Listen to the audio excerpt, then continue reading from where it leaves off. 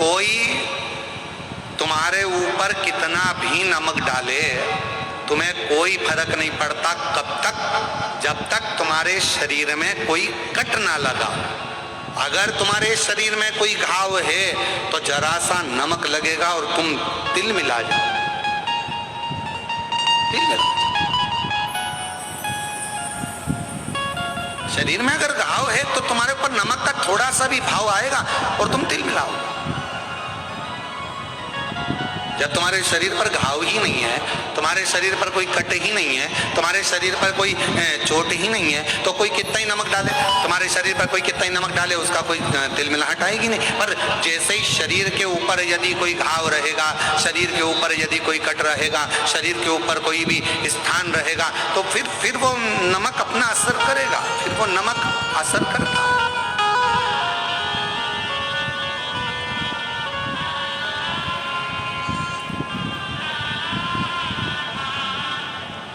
फिर वो नमक अपना असर कर सकता। शिव महापुराण की कथा भी यही कहती है, किसी व्यक्ति ने आपको गाली दी, गाली असर कब करेगी, जब आपने गाली को वापस पलटकर यदि जवाब दिया है तो वो गाली आप पर असर करेगी। पर गाली कब तक असर नहीं करेगी, जब तक आपने पलटकर जवाब नहीं दिया। कोई पलटकर आप जवाब ही नहीं दे रहा।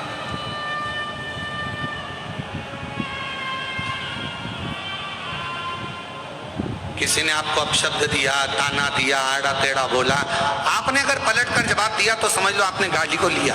आपने पलटकर अपशब्द बोले तो मतलब आपने पलटकर उसने जवाब दिया है, तो मतलब उसने गाली को स्वीकार किया है।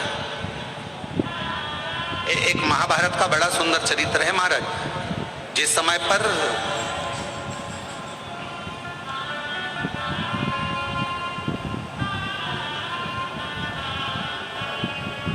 द्रौपदी के सोते हुए 5 पुत्रों को जब अश्वत्थामा ने मार दिया और भीम ने द्रौपदी के हाथ में तलवार पकड़ा दी और कहा, ये तलवार लो द्रौपदी, इस अश्वत्थामा को मार दो। द्रौपदी ने कहा, नहीं, मैं नहीं मार सकती। अरे इस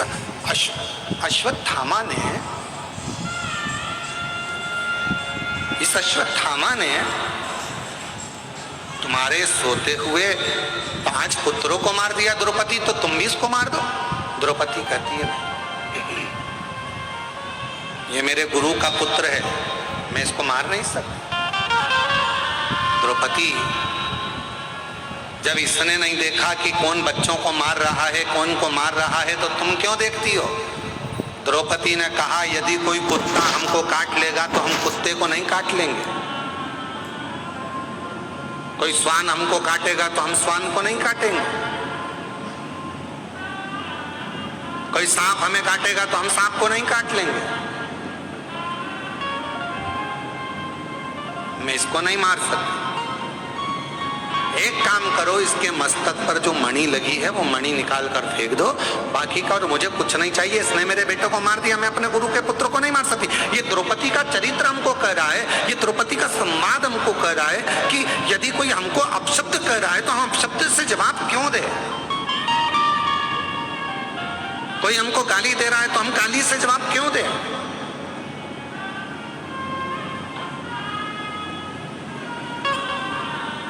अगर हम पलटकर वही जवाब दे रहे हैं तो ये तो वही हो गया कि हमारे शरीर में घाव है।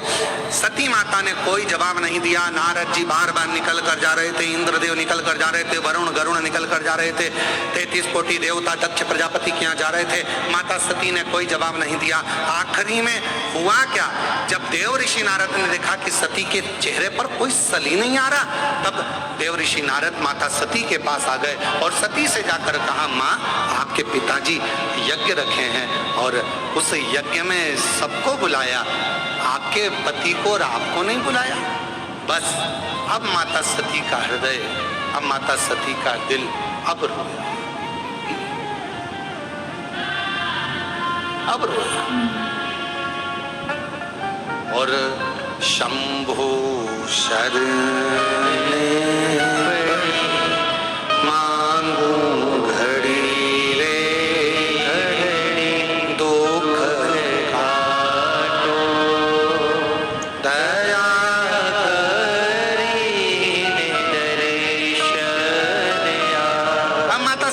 लगा और सती मैया को जैसे ही लगा तो माता सती ने अपने पति भगवान देवादिदेव महादेव से कहा, मेरे पिताजी के यहाँ यज्ञ चल रहा है, मुझे जाना चाहिए। शिव जी ने मना करा, सती मत जा। सती को समझाया, मत जा। सती मानने को तैयार नहीं, मुझे जाना चाहिए, मुझे पहुंचना है, मुझे जाना है, मेरे पिता के घर का यज्ञ है, मुझे जाना पड़ेगा। सती माता को खूब खूब भगवान शंकर ने समझाया, पर आखिरी में सती नहीं मानी और पिताजी के यहाँ यज्ञ में पहुंच गई। पहुंची तो देखा कि यहाँ सबके लिए स्थान था, पर माता सती ने देखा कि मेरे पति के लिए कोई स्थान नहीं, मेरे पति के लिए कोई स्थान। नैनों से नीर माता सती के बह रहा था, आंखों से आंसू माता सती के बह रहे थे, नैनों से अश्रु माता सती के बह रहे। कोई स्थान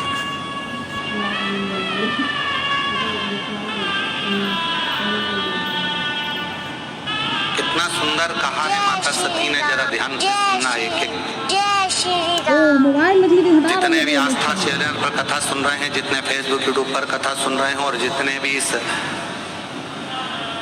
भाग्यनगर हैदराबाद में शमशाबाद की इस पवित्र धरा पर भूतड़ा परिवार द्वारा आयोजित ये शिव महापुराण की कथा के ये दिव्य पंडालों में जितने भी भरे पड़े हुए शिव भक्त हैं, सब सावधानी से सुनना कि सती ने कितना बड़ा शब्द कहा है, वो एक एक व्यक्ति की बुद्धि में बैठना चाहिए। माता प्रसूति आई,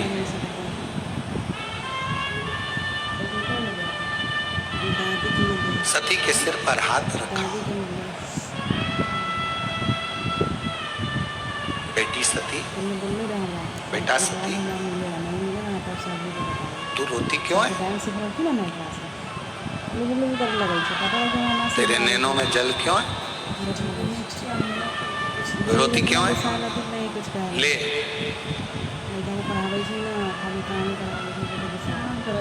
सती, ये थोड़ा सा जल का आचमन कर ले। सती ने मना करा, नहीं मैं रति आ गई, रोहिणी आ गई, सबने समझाया सती को, सती ले थोड़ा सा जल का आचमन कर ले, थोड़ा सा जल पी ले सती। सती ने अपने केशों को खोलकर माता सती कहती है, सुनो मां प्रसूति, मैं सती देवादिदेव महादेव की अर्धांगिनी मां आज एक शब्द कहती हूं, जिस स्थान पर शंकर के लिए कोई स्थान नहीं हो,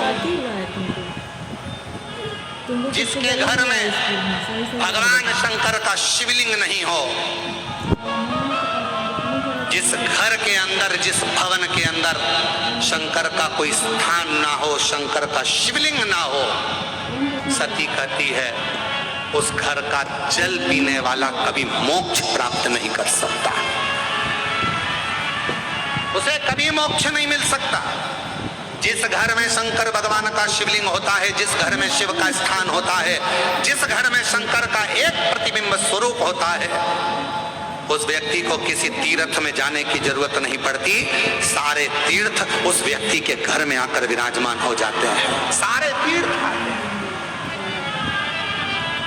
और मेरे पिता दक्ष प्रजापति शंकर जी का अपमान कर दिया, मेरे पिता दक्ष प्रजापति शिव का अपमान कर दिया, मेरे पिता दक्ष प्रजापति ने शंकर भगवान का अपमान करा है, शिव का स्थान नहीं रखा, शंकर के बैठने का स्थान नहीं रखा, इसलिए दक्ष प्रजापति के घर का जल मेरे लिए श्रेष्ठ नहीं है। मैं यहाँ जल, तुम मां प्रसूति कर रही है, ये तो तेरे पिता का घर है, पिता का घर है पर शिव का घर नहीं है, ये पिता का घर है पर शिव का घर नहीं। और मेरी जीजियों, मेरे जीजाओं, मेरी बेटियों, बेटाओं, मेरी माताओं, मेरे भाई बुजुर्ग बंधुओं, स्मरण रखना प्रत्येक घर में भगवान शंकर का एक छोटे से छोटा शिवलिंग जरूर होना चाहिए, जरूर।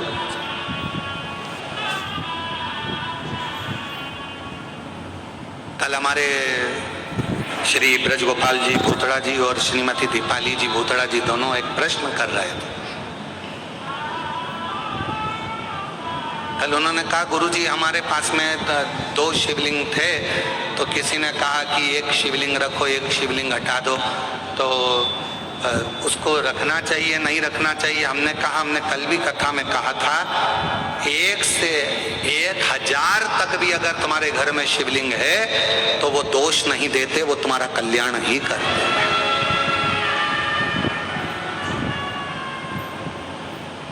किसी अन्य देवता की मूर्ति अगर तुम्हारे घर में है तो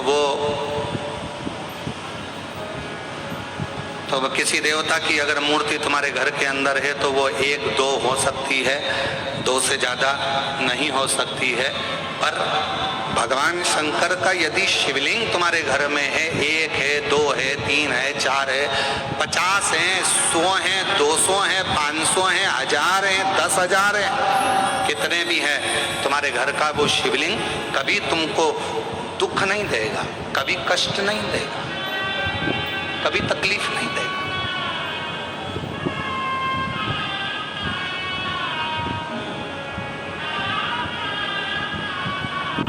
इतने भी शिवलिंग।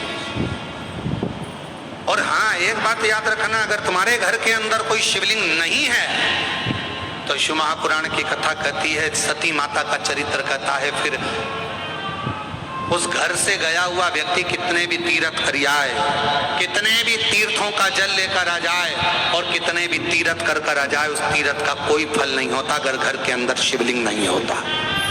घर के अंदर शिवलिंग का होना बहुत जरूरी, भले छोटा सा, भले छोटा,